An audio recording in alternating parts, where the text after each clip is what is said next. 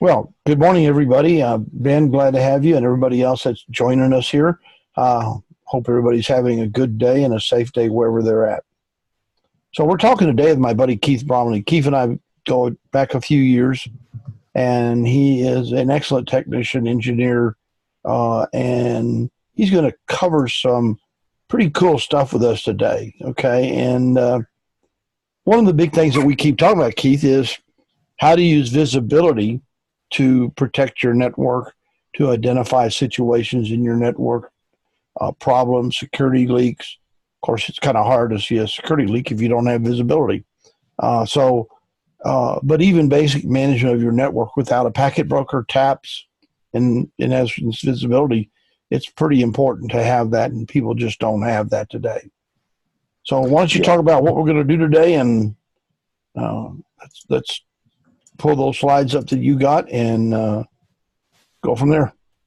Okay, yeah, sounds good. It's like you said. I mean, network visibility sounds so simple, and it sort of is. You know, it's not really that complicated, but a lot of people just don't seem to understand that you do need to step back, do a little planning around it. How are you going to get access to the data? What are you going to do with the data when you get it? And then do you send the data directly to your security and monitoring tools, or do you do a little pre-processing that can really make those tools more effective, save you a lot of money? And, you know, people would naturally say, well, I'm going to do a little pre-processing to the data before I send it on to the tools. But a lot of them haven't. And so that's one of the things where a visibility architecture can help you with that. And so today, one of the things I thought we might talk about is specifically around inline security. So security, very important topic, right? There's all sorts of breaches and things happening. In fact, I came across a statistic from the Identity Threat Resource Center that in 2018, the number of breaches actually decreased around 24%. Sounds really good, right? Unfortunately, when you look at the numbers, the number of exposed records actually increased 226%. So the net of it is that security attacks, while they may be decreasing in numbers, at least for this last year or so, they're actually becoming a lot more effective. And so one of the things that you can do to help go in and make the security attacks less effective, make your security equipment more effective, is to put in a visibility architecture.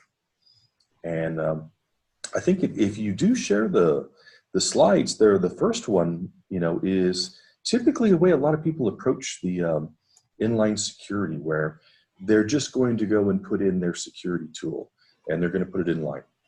So in just a minute, I'm trying to get this slide up, but it's not going where I want it to.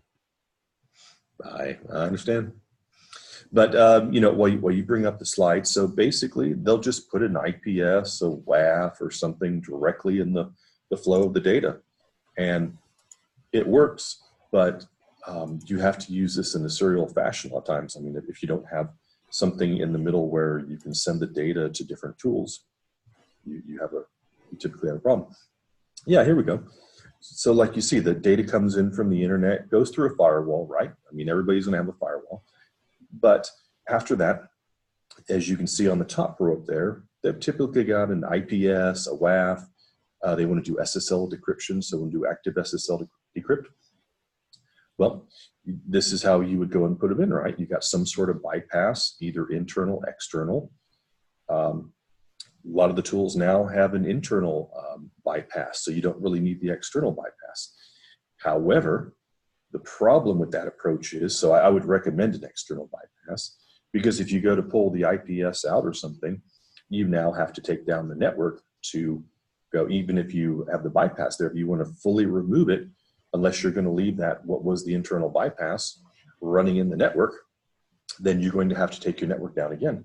So here you see these bypass switches. If these are actually external bypasses, you resolve that. You'll just do a flip over on the bypass switch, and it will actually, you can see where the IPS is. If you want to take that out, just flip it over, and so all traffic will fail directly onto the next bypass switch, and then that'll go up to the SSL decrypt there. And so you can go through and and replace that IPS, take it completely out of service, you know, not replace it with any tool, or you could put some other tool in there if you want some sort of threat intelligence gateway or something like that. And one nice thing about bypass switches in my world is you can watch the ingress and then you can watch the egress with two separate tools. And, Yeah. you know, a lot of what you want to monitor is what's coming in the network. And of course, you want to see how the network is responding out to the Wild West. I call it the Internet West. So exactly. Now, if you go on to the next slide, Tim, though, this is what you and I have been talking a lot about here with this visibility architecture. So now you can see that bypass down there, and the tools are up on the top row, but right in the middle. Now, if you stick in there what's called a network packet broker, NPB, whatever you want to call it, that device there, it can do filtering, it can do deduplication, it can do load balancing, it can do aggregation, all these different functions and features. So like is shown here, you just need the one NPB, and that one NPB can go and fan out data to all three of those tools that are shown above it. You don't need 3 bypasses, you don't need 3 packet brokers, you don't need any of that. You just put the one packet broker in there. But like I said, the cool thing now, you can do this filtering, you can do this load balancing. So where we're showing like one of each different tool type up there, you could actually have 2 or 3 different copies of the tools up there. So 3 IPSs. Maybe you need 2, and you got a third you want to put in a load balancing situation. Well, the packet broker can do that for you. In fact, there's another slide coming up. We can talk about some of those use cases. Well, one thing I like to mention. I'm sorry. Go ahead. No, I was just saying. So this is the cool thing. When you put the packet broker and the bypass switch in there, you've got all these options you didn't have before. So go ahead. I'm monopolizing the call. No. And one of the things I always point out to people, we hear about aggregate taps. Okay. Aggregate taps are good as long as you're within a very low bandwidth application, because what you're in essence doing is you're running a mathematical progression of send and receive insertion. So, you know, if they all of a sudden have a big burst of data, they're going to be bits and bytes and nibbles and octets dropped on the floor. And you don't want that when you're trying to be, you know, see everything going on, especially in a security way. And one of the neat things about a packet broker, as you pointed out earlier, filtering. And that's really what a packet broker is. It's a real advanced filtering technology. And you can use 24 channels in here, and you can talk to 24 different machines or monitoring devices easily. And some of them have 48 channels. I don't like too much, because then you start getting into the same kind of problems you have with an over-the-counter aggregate tap device. So this packet brokers actually originally were called filters, advanced filters. Mm-hmm. And then someone came up with network packet broker. So far, mine has never gotten me a dime off the internet or marketplace. I've tried it, but I love it. You know, it just gives you so much visibility. It's incredible. Yeah, exactly. And, you know, like I said, what you saw right there was pretty quick, pretty simple, pretty easy, right? Now, as you're showing here with the N+1 load balancing, right. This is one of the really cool features. You see on the left-hand side there, in this case, there's 5 different tools. They're running at 8 gig each of the tools, and 5 times 8 is, of course, the 40 gig over there, right? Mm-hmm. Now, if you have a tool failure, so one of those goes away, like you can see on the right-hand side, and it goes to 0, well, guess what? The other 4, since they're actually rated to 10 gig each, they can take over the load, and you're still processing all 40 gigs of traffic, so there's absolutely no loss. And what happened there, the tool failed, the network packet broker is sending a little heartbeat message out to that tool, and it sensed that it was down. So then it went back and it load balanced the whole 40 gig across the 4 tools instead of the 5.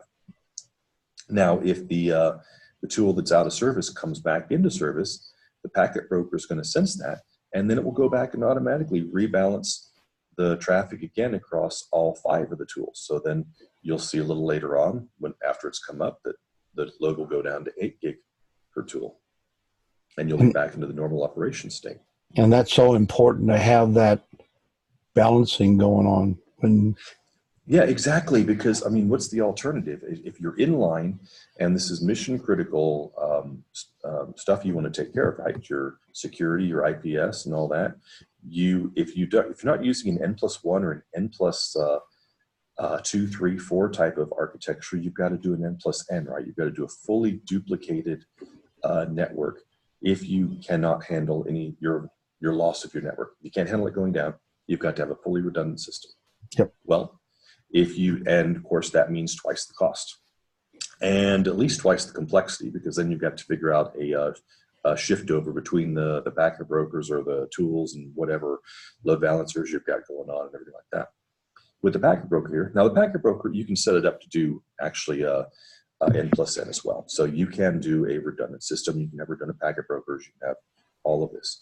But right. If you want a little more cost-effective thing, you can do N+1. You can do N+2. So you could actually have 6 tools here or 7 tools. And then if you want to do the N+N, you can have 8 tools. So 4 working, and actually all 8 would be in a working state processing the load. So there's no active standby. They're all 4, or in that case, all 8. Yeah, processing at the same time. But the great thing is with the packet broker and this type of architecture, you've got flexibility. Do you want to do N+1? Great. N+2, N+3, N+4, you determine what you want to do. Yep. And most packet brokers have, up to 24 ports on the output. You can do all kinds of fun things. You can just filter I tell people to take a packet broker and use it to know your network. So the simple thing is, what's my normal IP spread? So once you know your normal IP spread, you put that in a not filter. So anytime an address pops up that's not in your normal IP spread, it's going to go out to your T-Shark or to your alert system or whatever you want. And, that's pretty nice to know you got a weird or a barren IP address now suddenly in your network. But packet brokers are so much fun. They're fun, actually, because you can learn about things that you never could see before. And still do, monitor 40 gig or exactly 100 gig. And then, of course, as we've talked about before, though, one of the things that is really important to your packet broker selection is make sure that you've got a decent interface. You need some sort of graphical user interface. The last thing you want to do is have a tool like this and then or a solution like this and have to go in with command line interface and figure out port ranges and all these different things and program it in for filters and then hope you got all the parameters right.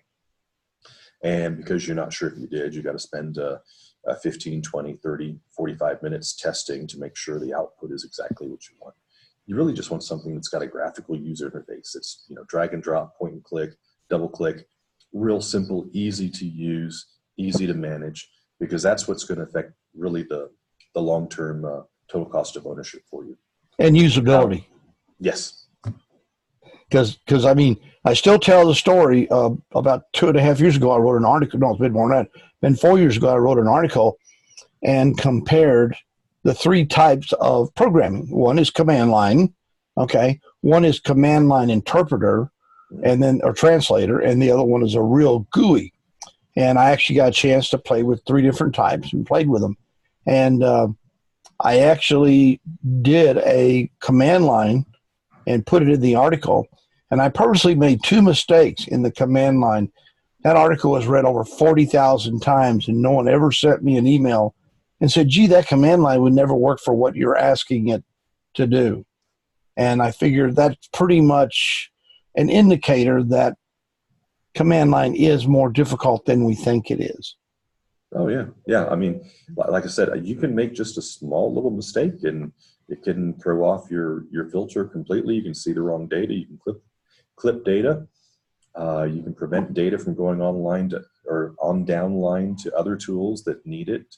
So there's a host of problems. And if you're not really looking, you may not know. Yep. Trust me, been there, seen it, done it, bought the T-shirt and do not want to go back. I believe you.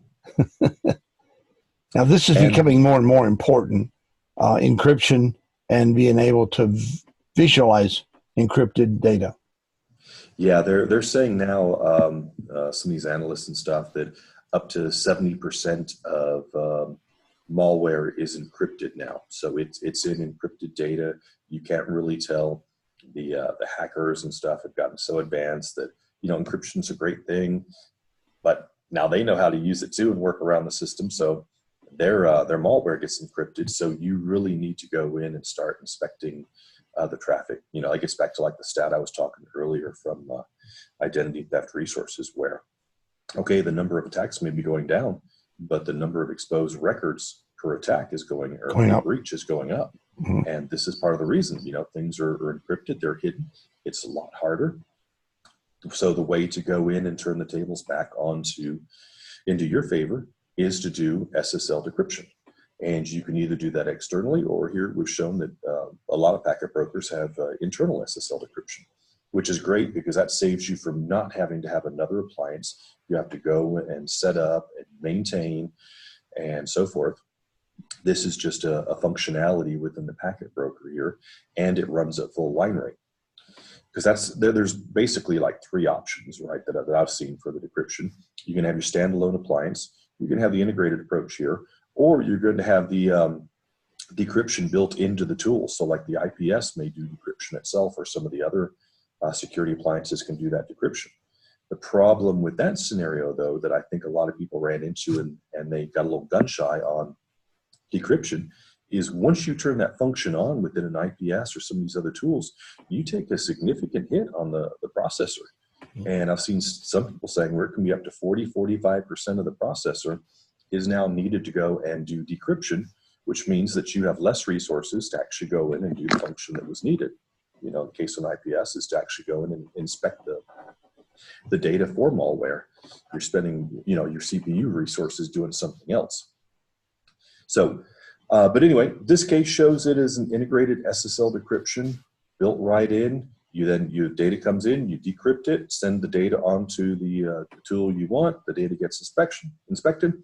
If it's okay, it gets returned to the packet broker where it's re-encrypted, and then you can see where it's green, and it goes on down the line into the network. Anything that's flagged as bad can be sent on to another tool for inspection, or it can be killed, deleted from your data stream, however you want to process it. Yeah, and we're seeing a significant hit with TLS 1.3. Everybody was using 1.2 comfortably, even though we know it's old.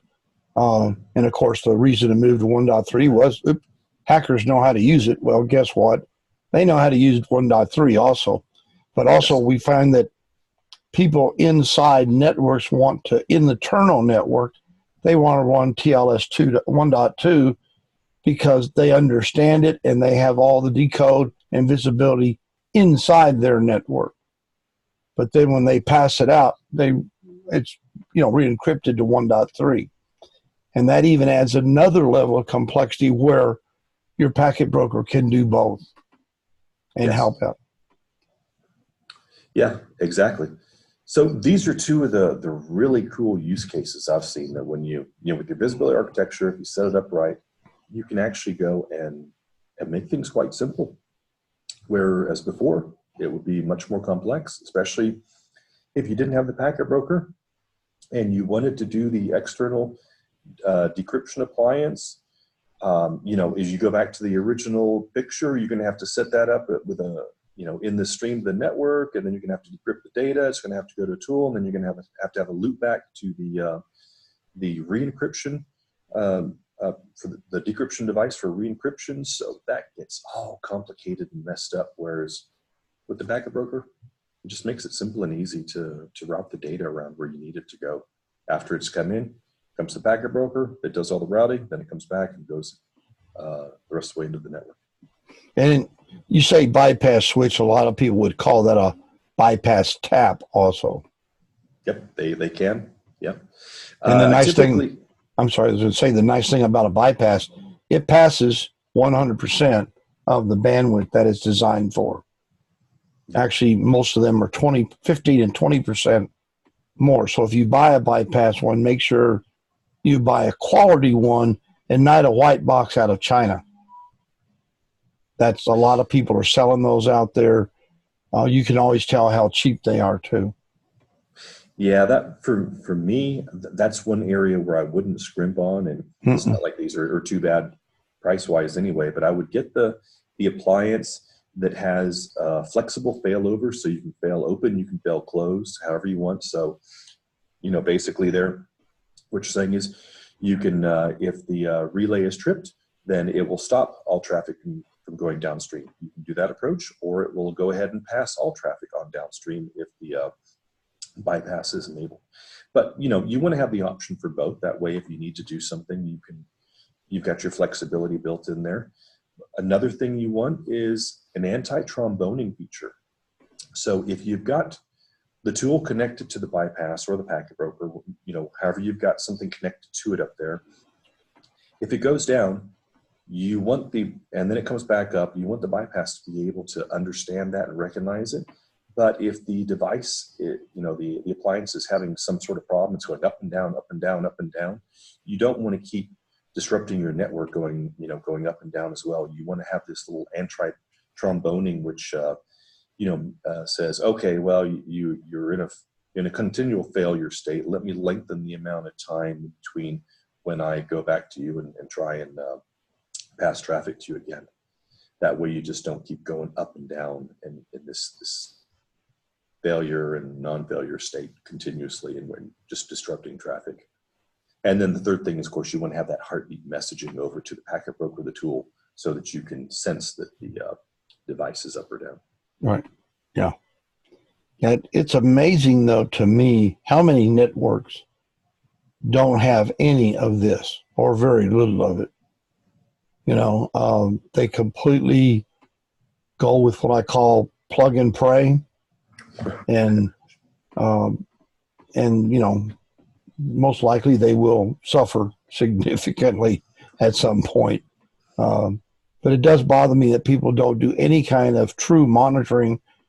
They wait till there's a problem or a disaster, and then they run around and break the network, put a tap in there, and try to see where the problem's at. This is the best way, whether you're a small network or you're a big network. This is the way to go, gang. Trust me. This will save you a lot of those very bad nights and lots of ulcer medication. Yeah, I mean, it's going to save you from a lot of problems. It's going to make your life a lot easier, even during normal operation. And it really isn't going to break the bank. The bypass switch isn't that much. The packet broker, compared to the cost of some of the appliances out there, really not that bad. And you can get different size network packet brokers. So, there ought to be something out there that can meet your budget. You just have to budget for it. Again, figure out what you need, budget for it, and then get it. And you're going to save a lot of time in productivity, if not in actual, if you have a security attack and a breach. Well, you'll pay for it over again, many times over, if you have a breach. And you can't go to court and say, we only lost 10% of our records in our data leak, or 5%. The courts are going to make you pay for every record you have. They're going to assume, because you have no method of proving to them that you lost every record that was in your network. And another thing, switch, right? Switches do have monitor ports. Okay. They are not acceptable as an access method for monitoring, and especially at this level, monitoring your network. If you're going to do a monitor just like your IP spread, that's okay.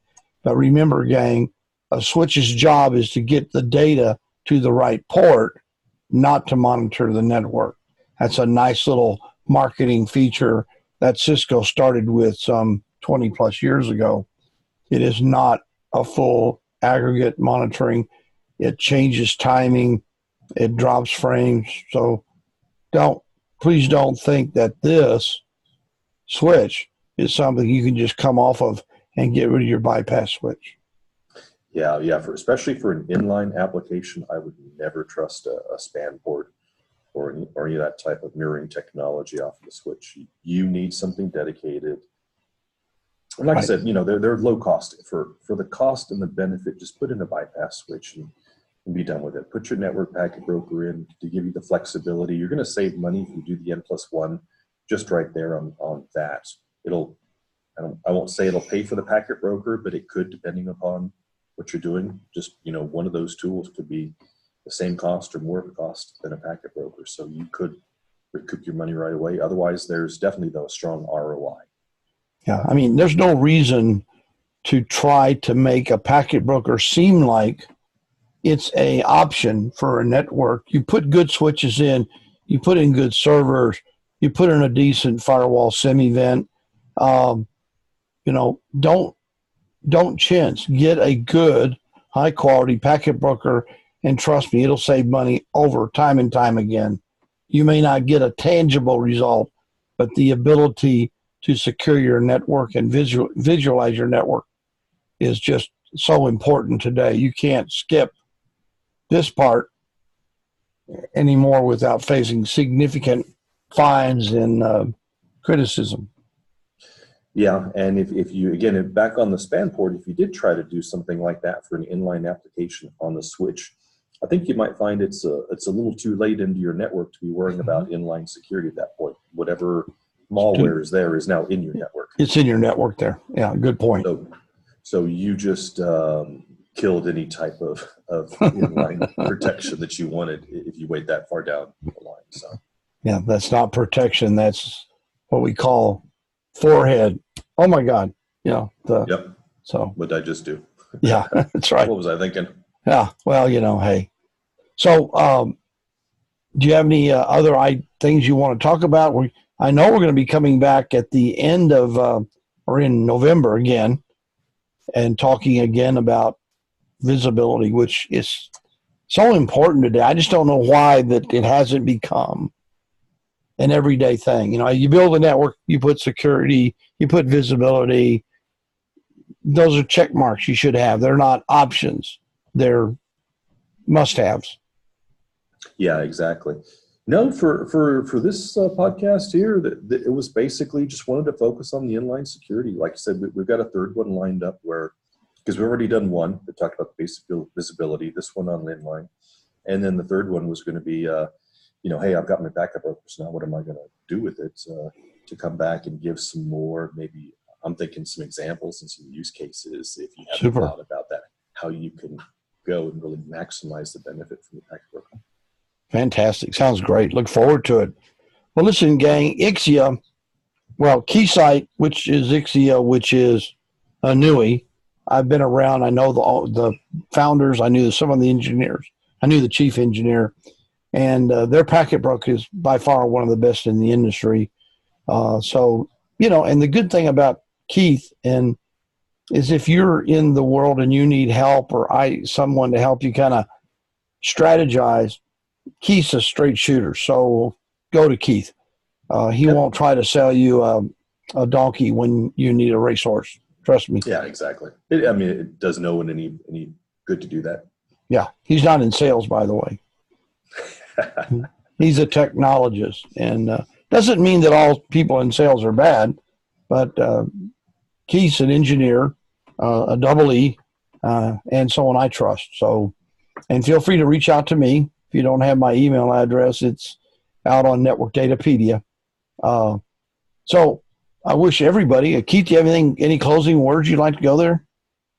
No, just other than, get yourself a bypass, get an NPB, start playing with it, see what you can do and all the cool stuff that you really can enable just by buying one. Oh, an NPB is a great tool, man. Trust me, and a lot of fun once you understand how to use it, especially if it's command line and you don't have to write script for everything you want them to do.